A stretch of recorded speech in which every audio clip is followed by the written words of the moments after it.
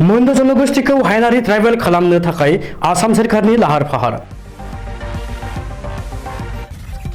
गोबाव समनिफ्रायनो ट्राइबेल प्लेन्सआव हाबनो थाखाय जुजिनानै आसाम सोरखारखौ नारसिनबोनाय आसामनि गासै मोनद' जनगोष्ठी फारियै मरान, चुटिया, मटक, टाइ आहम, कच राजबंशी आरो साहा बागानारिफोरखौ आसाम प्लेन्स ट्राइबेल ग्रुपआव सोसननो थाखाय आसाम सोरखारा साखाफारा जादों।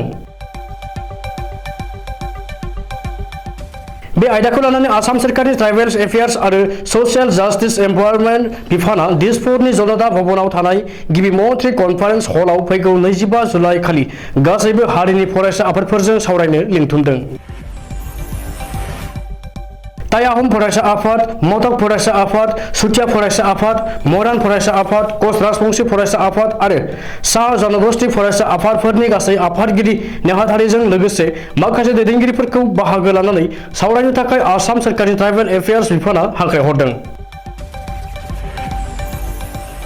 नोजोर होनो गोनांदि बेनि हेंथायै सिसिटवा आरो ट्राइबेल संघआ मा राहा लायो बेखौ उननि समाव मिथिसिगोन। नाथाय बेनि हेंथायै रावबो जेबो रिएक्शन होआब्ला बे खामानिखौ आसाम सोरखारा गोरलैयैनो मावफुंलांगोन बेयो रोखा। अदेबानि बे बिथिङाव बर' थुनलाइ आफादनि आफादगिरि थरेन बर'आ दुखु मोननायजों ट्राइबेल संघ आरो सिसिटवाखौ बेनि सायाव खामानि मावनांगौ होननानै बुंदोंमोन।